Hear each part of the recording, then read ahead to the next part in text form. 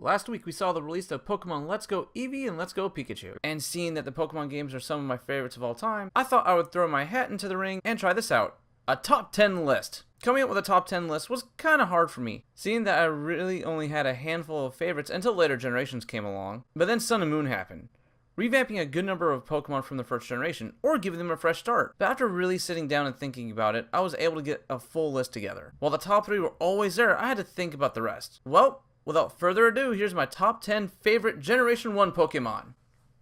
Number 10. We start the countdown off with a Pokemon that eluded us all throughout this generation. Even though you could catch it in a special event in Japan, it would never come to the States. It wasn't until 2006 with Fire Red and Leaf Green that we were finally able to get it through a special Toys R Us event. Those probably figured out by now that I'm mostly talking about Mew. In the original Red and Blue, even in the re-releases on the virtual marketplace, people had to glitch to get it. And no, the famous cut the tires and move the truck by the SS Anne did not work. It was actually an Abra glitch by Cerulean City that actually worked. But yet somehow in my blue version, it was just there. I didn't glitch into it, didn't do nothing, just one day it was in my Pokemon box and in my Pokedex. Just, okay. Mew was never in the top 10 for a while, but it wasn't until that 2006 event that he did find his way onto it. And not to mention, look how cute he is. If it wasn't for his cute antics, legendary cult status, and able to learn any TM move, if I didn't put him on here, I would have people chasing me down the street with pitchforks and torches. On to the next one. Number 9. Pikachu. Yeah, it's a bit of a cop-out to put Pikachu on the list, but the more and more I thought about it, the more I realized I've always used Pikachu in the original games. I even remember going out of my way and staying in Viridian Forest for a few hours till I caught one. I've always had some kind of attachment to this Pokemon, through being one of the first Pokemon I set out to catch, and didn't stop till I did, to winning a bunch of Pokemon card game matches with the iconic first Pikachu card, and with the new live-action movie making him look even cuter what I thought he would actually be like in real life, how can he not earn a spot in my top 10? Number 8. Poison types to me in the original game were more annoying than anything else. Seeing that they resorted to confusion tactics, of course poisoning tactics, but back then it did so little damage. It was more annoying to be poisoned after the fight than it was during. It was no surprise that I really didn't look at poison types until much later down the road. And when I did, Nidoking came on top. One of my favorite poison type Pokemon from the first generation, and I've never seen a mouse look so imposing until I saw this big guy. Not only does he have a decent moveset with poison, but he has a great attack stat as well. So if poison doesn't get you, his fist will. In between some actually decent stats, decent moveset, decent TM list, how can I not put the king of poison types on my list? Number 7. The next one is a very weird case, and a slight cheat. At first, I was kind of fascinated of a Pokemon that was made from human toxic waste. It's kind of odd, we have several of those right now. But with poison types in the original games at least, nothing really was hitting me off, even after Nidoking made the list. Except for Nidoking, I stayed away from a lot of them. But later down the road, after really sitting down and giving them a shot, this other one made the list, but it wasn't until after Sun and Moon when he got his Alolan form that he really hit it off. Muck became a poison dark type with some actual decent stats. And also thanks to his hidden ability, the ability to touch anything and instantly poison it, becoming a native ability instead of you have to seek it out and hard grind for it. Well boy was this an upgrade. Great stat refresh, type refresh, hidden ability becoming natural. Not only was this guy an instant favorite of mine, it was actually kind of hard to find someone else who was not using him. Everybody I saw playing Sun and Moon was running this guy. You know you did something right when it's blasphemy to not run this guy. And if you're in a tournament that doesn't run Ultra Beast, it's bound to happen that he's going to pop up once or twice. Alolan Muck definitely gets a spot on the top 10. Number 6. Out of the original 4 legendary Pokemon from Red and Blue, of course some of them are going to try and make it to the top 10 list. Shoot, it's hard pressed to find anybody who doesn't have at least 1 or 2 of these on their top 10 themselves. And my pick from the birds is definitely Zapdos. I have a giant weakness for electro types, especially Gen 1 electro types. In between his design, his stats, legendary status, how can I not pick him above Moltres and Articuno? Even as a kid, I didn't really appreciate Moltres and Articuno, and it wasn't until I became an adult that I learned how to really appreciate. But still, 20 years later, Zapdos stands above them all. Number 5. Just imagine a rolling boulder coming down a cliff. You're zigging and zagging, and no matter what, it seems to be following you. You take a left, it takes a left. You take a right, it takes a right. No matter how long and no matter how many times you try to get out of its way, it just seems to get closer and closer. You finally take a chance. You stop and look back.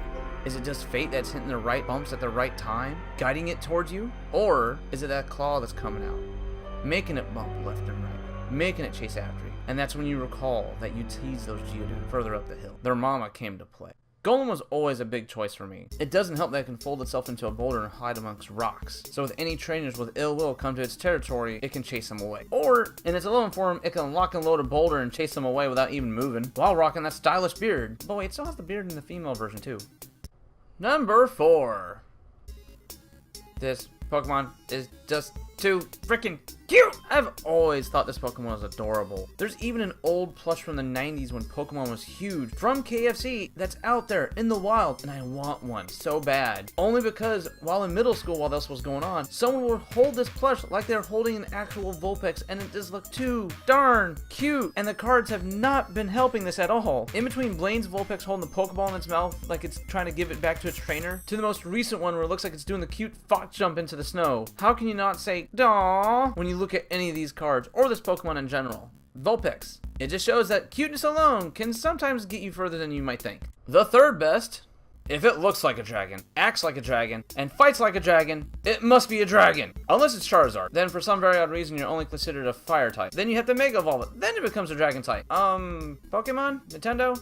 Can we just officially declare this guy a dragon? Kids were saying he was a dragon. Parents were saying he was a dragon. Everybody says this dude's a dragon. He even looks like a dragon in the new Detective Pikachu trailer. This is like looking at water and just calling it liquid. Charizard was everybody's favorite. And aside from Pikachu, one of the most recognizable Pokemon out there. You can show a picture of him and along with 5 other different types of Pokemon, and people instantly know what he is from and who he is. From grandmas to kids, they know who Charizard is. In the original generations, he's the second most popular Pokemon. Of course, with Pikachu being number 1. His design is simple. It gets the point across. I'm a dragon, I fly, I breathe fire. I get the job done.